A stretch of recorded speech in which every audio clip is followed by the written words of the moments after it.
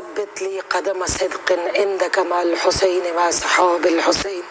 ہماری یہی دعا ہے کہ ہمیں بھی وہ ثبات قدم عطا فرما کہ فخر ہاجرہ پیاس کے میدان میں کھڑی ہو کر اپنے فخر ابراہیم بھائی حسین کے لاشے پر یہ کہتی ہوئی نظر آتی ہیں کہ اللہم تقبل منا ھذا قلیل القربان. اے خدا میری اس قلیل قربانی کو قبول فرما. اللہ اکبر.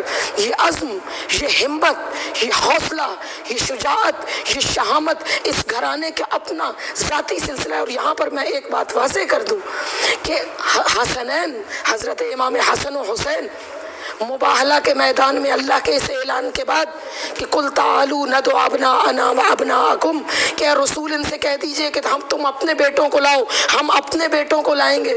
رسول اللہ نے حسنین کو جہاں مباہلہ کے ممبر پہ کھڑا ہو کر اپنے بیٹوں کی صورت میں صداقت کی گواہی دلوائی، اس وقت سے تاریخ نے انہیں فرزند رسول کہہ دیا. سبحان اللہ. آپ دیکھتے ہیں تاریخ میں جہاں بھی پکارا گیا ہے فرزند رسول ہے، سبط رسول، وہ بیٹے ہو گئے آقا ختمی مرتبت حسن مجسم محمد مصطفیٰ کے. بیٹیاں ہیں علی کی دو، سبحان اللہ. دونوں زینب ہیں، زینت اب. سبحان اللہ. ایک زینت زینب کبریٰ ہے، ایک زینب صغریٰ ہے. ہمارے ہاں جناب ام کلثوم کا تذکرہ بہت کم کیا جاتا ہے، حالانکہ انقلاب کربلا کی دائمی سرحدوں میں یہ دونوں شہزادیاں برابر کی شریک ہیں. اور راوی یہ بتاتا ہے کہ جب دو شہزادیاں انقلابی خطبہ سلسلہ جناب زینب شروع فرماتی تھیں تو جہاں بی بی رکتی تھیں یا غش کرتی تھیں وہیں سے جناب زینب صغریٰ یعنی حضرت ام کلثوم اس خطبے کو اسی سلاست کے ساتھ، اسی روانی کے ساتھ، اسی فصاحت کے ساتھ، اسی بلاغت کے ساتھ معلوم نہیں ہوتا تھا. اس لیے راوی یہ تمیز نہیں کر پائے کہ کہاں شہزادی بڑی شہزادی نے خطبہ ختم کیا اور کہاں چھوٹی شہزادی نے انقلاب کے پیغام کو آگے پہنچایا. یوں دونوں کا لہجہ علی سے مشابہ تھا.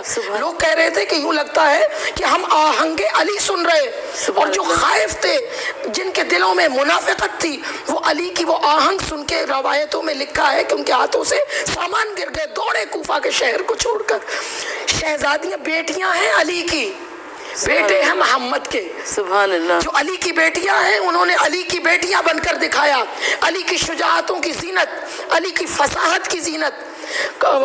ممبر کوفہ پہ بغیر الف کے اور بغیر نقطوں کے خطبہ دینا آسان ہے، مگر بے کجاوا اونٹوں پر بے مقنا و چادر رسول کی بیٹیوں کا اسی فصاحت و بلاغت سے خطبے دینا مشکل ہے.